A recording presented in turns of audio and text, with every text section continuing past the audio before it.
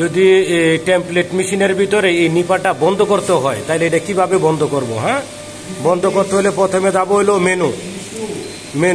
মেনুতে যাওয়ার পরে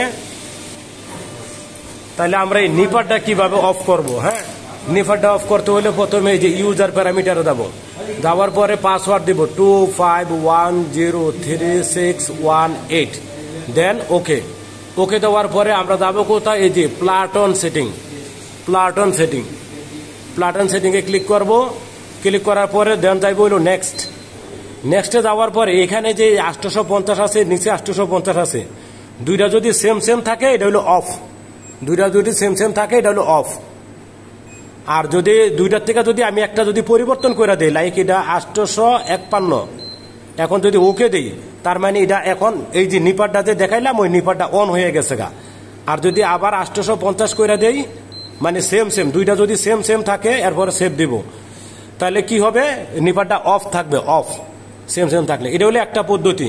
পরে এখান থেকে রিটার্ন করলাম।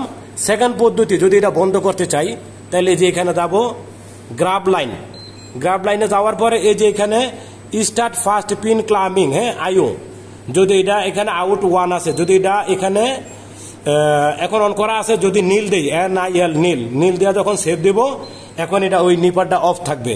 আবার যদি চালু করি তাহলে এখানে চাপ দিয়ে আউট 1-এ চাপ দেব, দেন সেভ দেব, তাহলে আবার কি করব?